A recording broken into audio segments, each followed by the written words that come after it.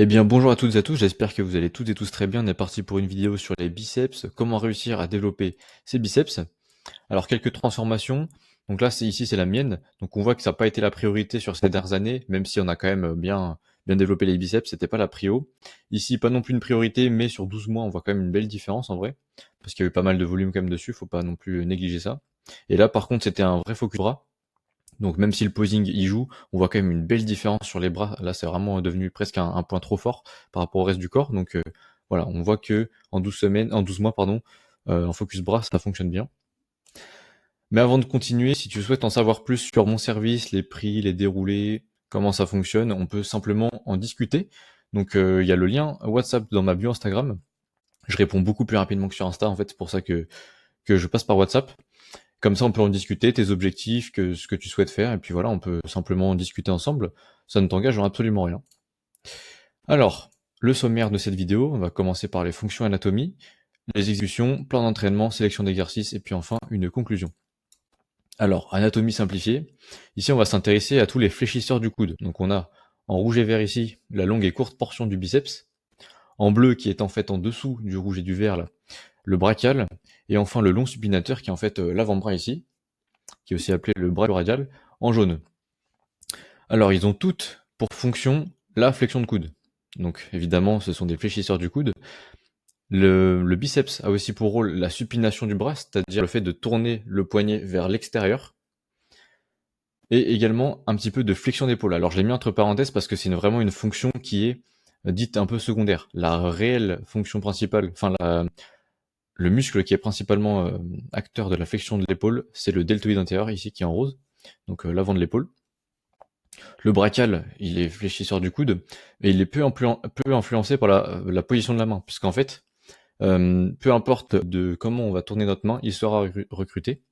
Et le long supinateur, lui, par contre, il va être beaucoup plus sollicité quand on aura une prise neutre, marteau ou une pronation, donc à l'inverse d'un curl classique.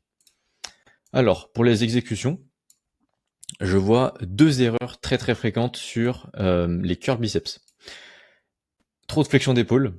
Comme ici, l'illustration est parfaite. En fin de compte, on fait un curl biceps, sauf que l'on va monter le coude en même temps.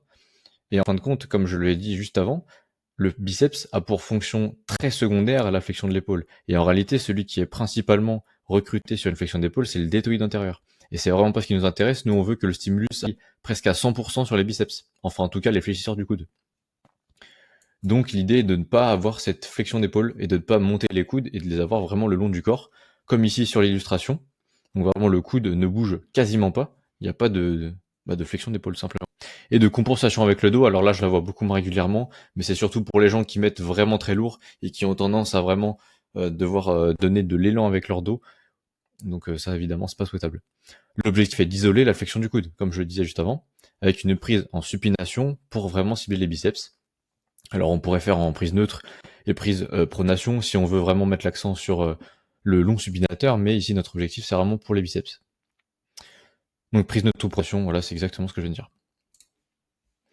Ensuite, pour les exécutions, des conseils concrets que je peux te donner là tout de suite, que tu peux mettre en place, c'est vraiment de réduire ta charge de travail pour éviter de tricher, parce que c'est sûr à 100% qu'aujourd'hui, ton exécution, si tu es en tout cas sur cette vidéo et que tu es intéressé par les biceps, elle est certainement pas bonne. Donc réduis ta charge, applique-toi vraiment à avoir une bonne exécution, parce que, rappelle-toi, ton muscle se fiche complètement de ton carnet d'entraînement, donc en gros des répétitions que tu fais et de la charge que tu mets. Ce qu'il ressent, c'est le niveau de tension et la qualité du stimulus. C'est vraiment ça, la fonction, si tu appliques la fonction pure du muscle, là oui, il va le sentir. Donc limite la flexion d'épaule, utilise un support, comme je l'ai montré juste avant dans la slide. Tu vois ici, je me sers du curl pupitre, je me mets de dos pour avoir un support pour mon bras. Ce qui fait que ça va limiter grandement ma triche et ça va même augmenter ma force puisque j'aurai un support. Donc mon exécution est meilleure. Utilise un support pour rester plus stable. Ensuite, pour ton plan d'entraînement, où et comment placer les biceps. Donc évidemment, si aujourd'hui tu fais un push-pull leg assez classique où tu mets tes bras à la fin de tes séances, évidemment, à la fin de ta séance pull, t'es fatigué, donc moins de charge, moins d'intensité, moins bonne exécution, moins de résultats, évidemment. Donc ce que je peux te conseiller, c'est de les mettre en début de séance push, donc avant tes pecs, puisque ça va pas réduire tes performances sur tes exercices de poussée. Tu peux aussi créer une séance bras dédiée pour les bras. Et puis je te conseille vraiment de les entraîner 2 à 3 fois par semaine parce que c'est un petit muscle, donc on peut se le permettre d'avoir une fréquence x2 voire x3, car ça récupère assez rapidement. Donc en volume recommandé, je dirais au moins 12 séries directes par semaine. Alors là, le minute, c'est une faute de frappe. Donc direct minimum par semaine, voilà, c'est ça. Mais jusqu'à 25 total, parce que si tu cumules le direct et l'indirect, en fin de compte, l'indirect, c'est tous tes mouvements de tirage. Tu peux compter 0,5 séries biceps par tirage d'eau. Donc dès que tu fais un tirage vertical, horizontal, trapèze ou pour grand dorsal, finalement ça fait 0,5 pour les biceps. Donc si tu cumules le tout, essaye de pas dépasser les 25, au-delà, on commence à vraiment avoir des difficultés de récupération. Après évidemment c'est adapté en fonction de toi. Ensuite la sélection d'exercices. En réalité, pas besoin de 15 exos, mais plutôt de 3 types complémentaires.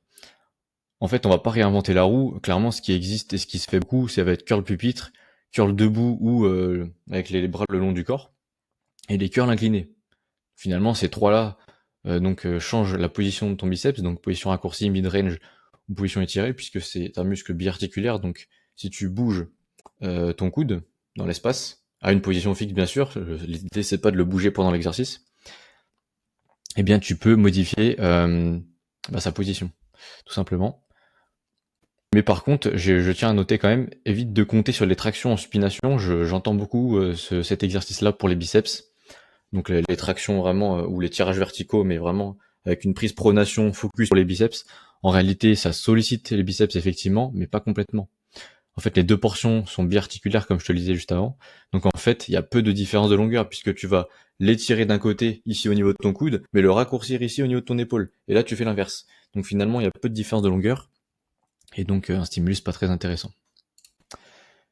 Finalement, pour conclure, une petite checklist rapide. Donc, qu'est-ce qu'on a dit? On veut pas de flexion d'épaule inutile, un support pour la stabilité idéalement, 3 angles de travail, raccourci, mid-range, étiré, donc le coude devant, le coude le long du corps, le coude derrière.